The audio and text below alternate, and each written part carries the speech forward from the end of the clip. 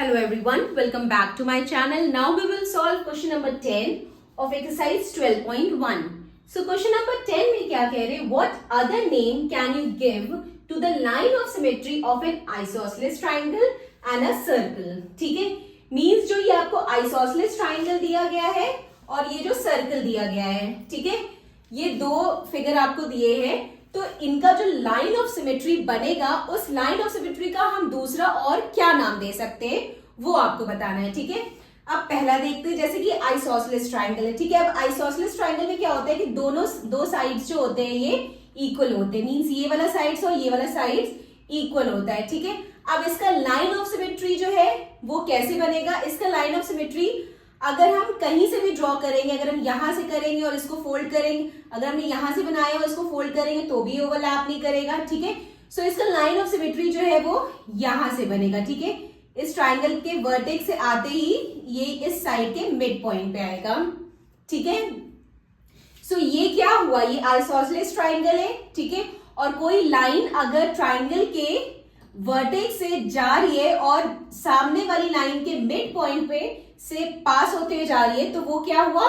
Median हुआ. ठीक है, सो ये क्या हो जाएगा? हम इसको दूसरा नाम क्या दे सकते हैं लाइन ऑफ सिमेट्री का? मीडियन.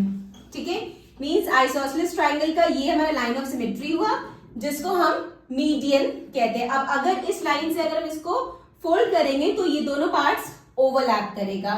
ठीक है, मींस एग्जैक्टली एक दूसरे को कवर करेगा. ठीक है, सो इसको हम मीडियन भी बोल सकते हैं क्योंकि ये वर्टेक्स से जा रही है, ये लाइन वर्टेक्स से जा रही है और ये सामने वाली लाइन के एकदम मिड पॉइंट पे आ रही है. ठीक है, सो ये है, इसीलिए हम इसको मीडियन कह सकते हैं. ठीक है, नाउ सर्कल. अब सर्कल के लाइन ऑफ सिमेट्री को हम दूसरा और क्या नाम दे सकते हैं वो देखते हैं. अब सर्कल का जो लाइन ऑफ सिमेट्री है वो ऐसे होगा. ठीक है, सर्कल का जो लाइन ऑफ सिमेट्री है वो ऐसे होगा. अब ये जो अगर आप देखेंगे तो ये जो लाइन ऑफ सिमेट्री है ये एक सर्कल के एक एंड पे मतलब पास हो रहा है और एक दूसरे एंड पे पास हो रहा है. ठीक है, और यहां पे क्या है? सेंटर. ये लाइन जो है सेंटर से पास हो रहा है. ठीक है, तो अगर हम देखेंगे तो ये जो लाइन है ये डायमीटर हुआ. ठीक है, डायमीटर है क्योंकि ये एक सर्कल के एक इस एंड पे है, एक इस एंड पे है और ये जो है सेंटर से पास हो रहा है, तो ये लाइन क्या हुआ? डायमीटर हुआ. सो हम ये जो सर्कल का जो लाइन ऑफ सिमेट्री है उसको हम डायमीटर ही बोल सकते हैं. ठीक है, अगर हम इस लाइन पे अगर हम सर्कल को फोल्ड करेंगे तो हम देखेंगे कि ये दोनों ओवरलैप करेंगे, मींस एग्जैक्टली एक दूसरे को कवर करेंगे.